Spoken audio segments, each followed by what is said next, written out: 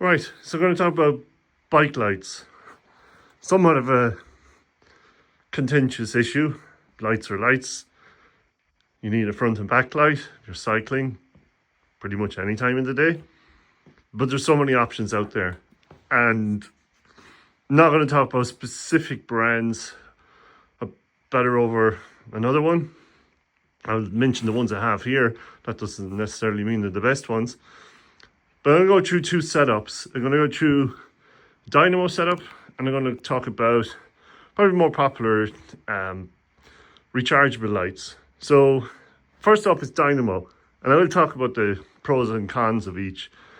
So with a Dynamo setup, typically you're running a Dynamo off your front hub, and it's pretty discreet. It's not like the old-fashioned bottle dynamos. And then you run a cable up, and tip with these is if you get an old tube, cut out some strips. They're actually ideal for keeping the cable tidy. And it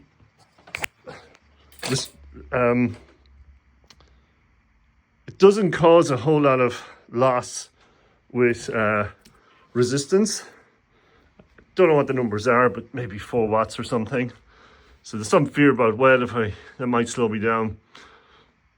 Not an issue, I would say. You won't even know there's a dynamo running on the front. So the wires come up, and then you'll end up with a more wire than you would with, say, battery lights. And then it goes into your front light here. This is a exposure dynamo light. So it's got an input and an output. I never mix them up, because if you put the input into the output, it'll blow the circuit straight away. And I know that because I've done it. But thankfully exposure very good. They'll fix it, but you'll have no lights for a while. Anyways, it's not very bright at the moment because obviously I'm not cycling. It's just got some sort of like super capacitor or something in there. It keeps it charged for a while. So that's your front light, nice and small, and it's super bright. So this is my winter rig, so I always have lights on. And then I have a junction set up here. So there's my junction, which power up from the front and then goes to off to the front light. And then there's a wire from the front light, runs along my top tube here, as you can see, into the back light. And even though it's actually way brighter than that when you're cycling. So constant light, never without light. And another thing you can do with dynamos, show you the junction here. So I split the wire, and I've got a second output here.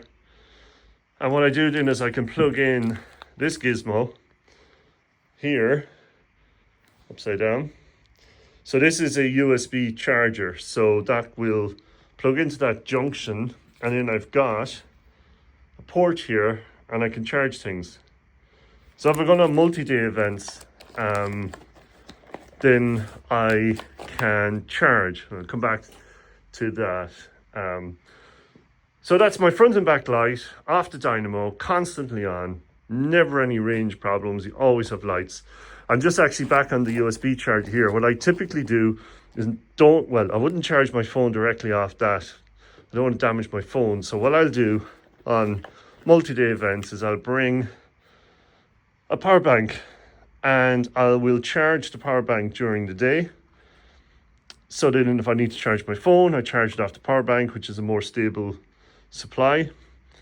And then at night I disconnect and I'll power my lights instead.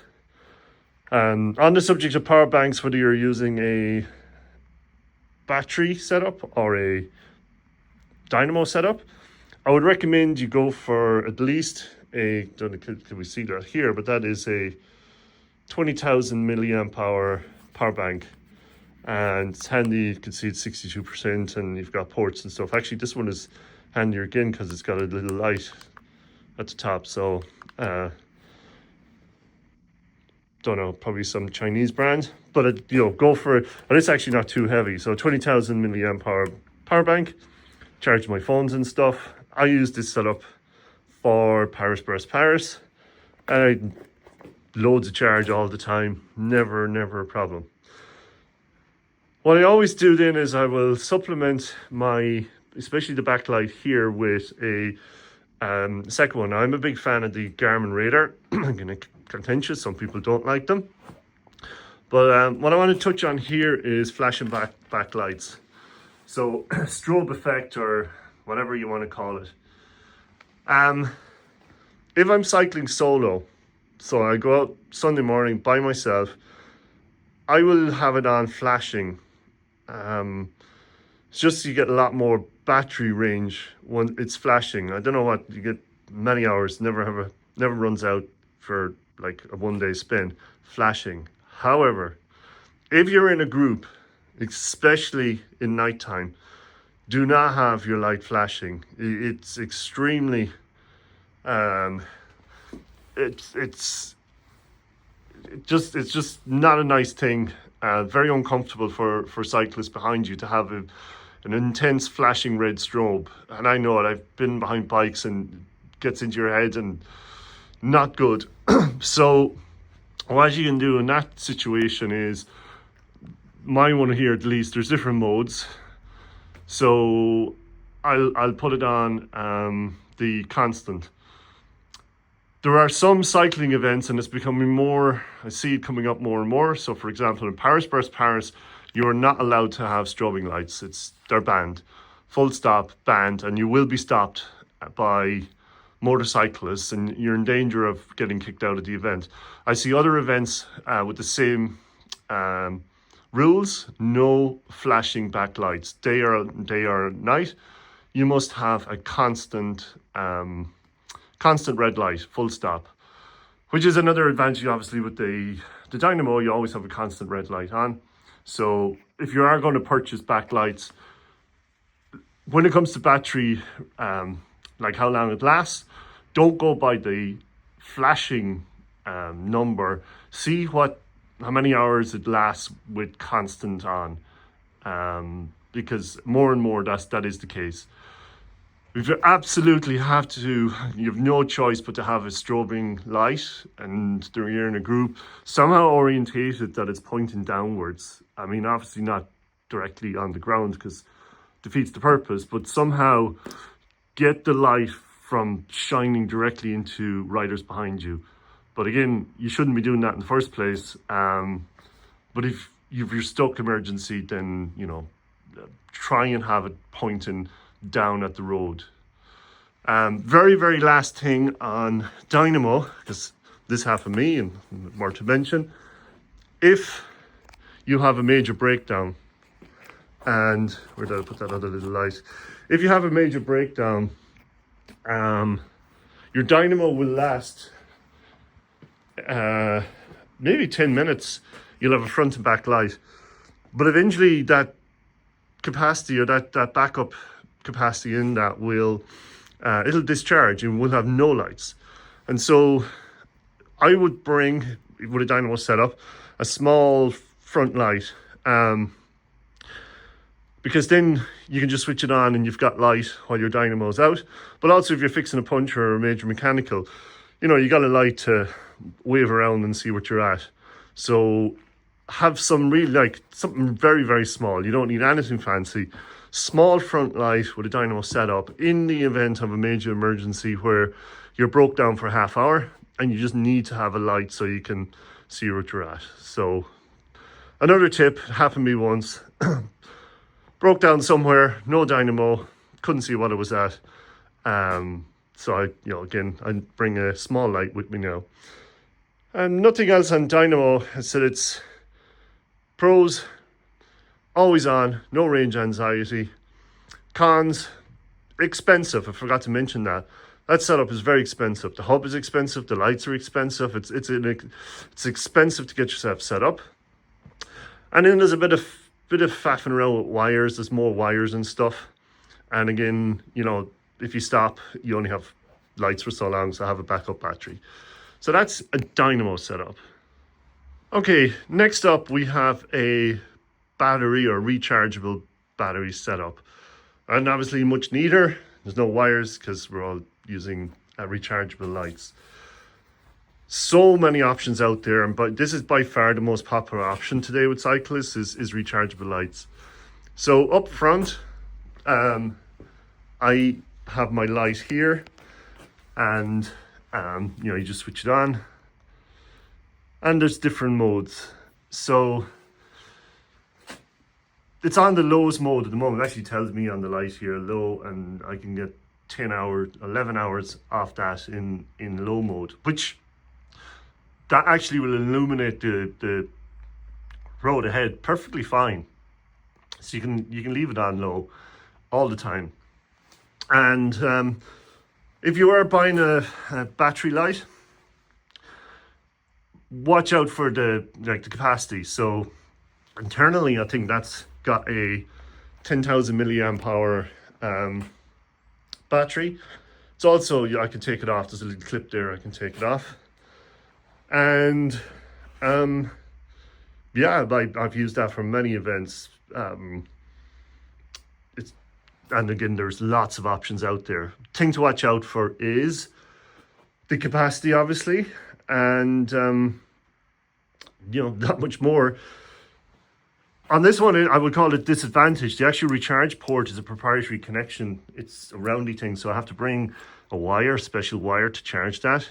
It's better to have a USB-C or something, so you'll have one cable for your phone, lights, etc. So I would call that a disadvantage, the fact that it's got a proprietary port. But that's my front light. Coming around to the back, and that particular one is an exposure light. It's very expensive, but there are lots of options out there.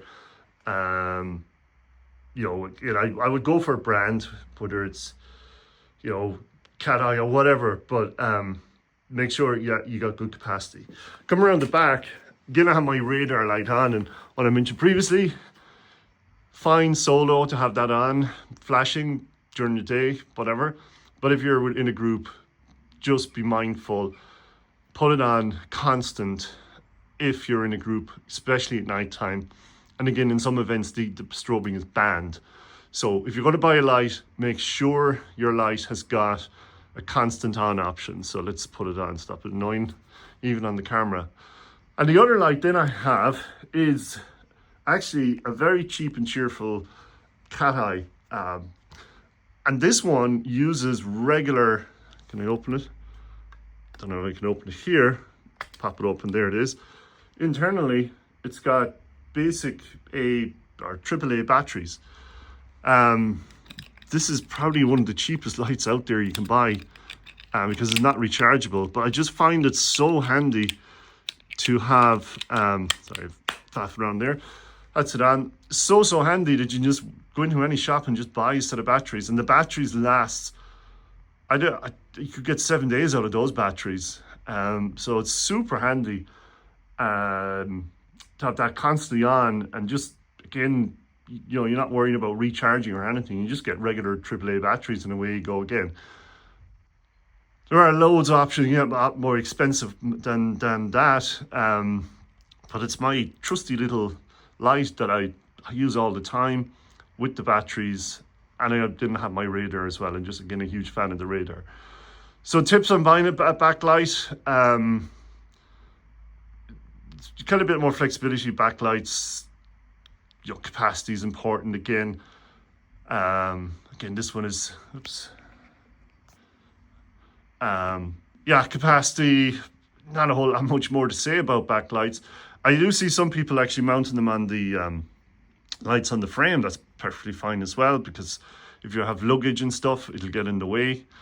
And there's mounting things you can get down here for backlights. But yeah, don't think there's much else to say about backlights. There's loads of options out there, but again, if you're going to invest, make sure, especially you're paying a bit more money for lights, make sure you got options for constant on, not strobe, because again, more and more events are banning those type of lights.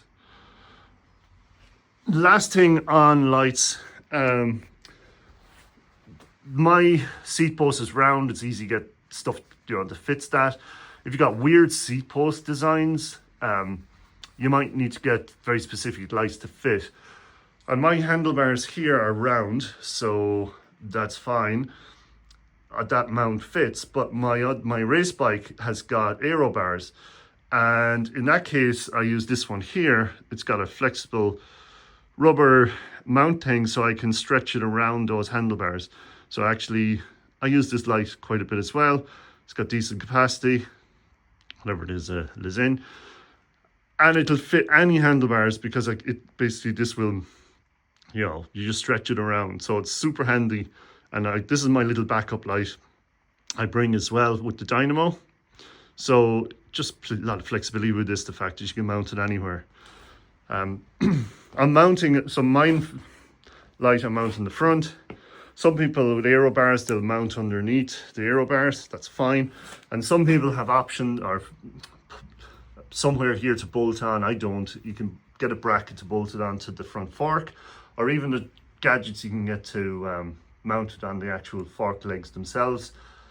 All those are perfectly fine. There's no, I like my light at handlebar level pointing down, but I don't think there's no right or wrong. Actually, to save my battery, I'll just turn that light off again.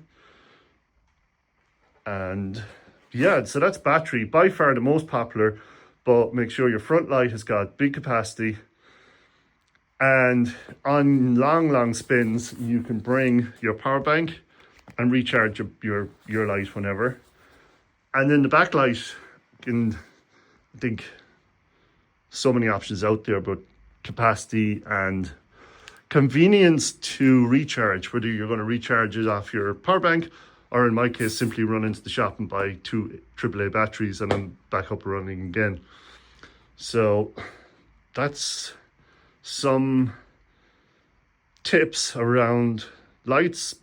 Either whether you go Dynamo, whether you go battery, both are great options. Both will get you out there, both will get you through nights. Just, you know, it depends on your budget and yeah, what your preference is. But you can't go wrong either way. But do your research and get, especially your front light, you know, get a decent light, decent capacity. Can't go wrong. Okay, the very last thing I want to cover is the topic of head torches. So why would you want one of these?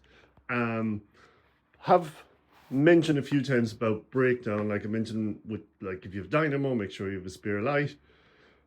And if you are going to bring a spare light, great option is to consider a head torch, because if you have a major breakdown, let's say you break your chain, you need your 2 hands, and trying to hold a light in your mouth is not great. So a head torch is a great option. So I have one here, and there's lots of options. I think most of them, they just you strap and it just attaches to your helmet. This obviously attaches to your helmet as well, head torch. But there's a kind of a clip thing you put on here, and then you basically attach it to your helmet like that, and then let me just switch it on. And let me just get that switched on. Not in flashing mode. There we go. Let me put it in the bright. There we go. So ideally, see, as then you're working on your bike, as you look around, you're illuminating where you need to illuminate. So head torch is a fantastic option as your spare backup light.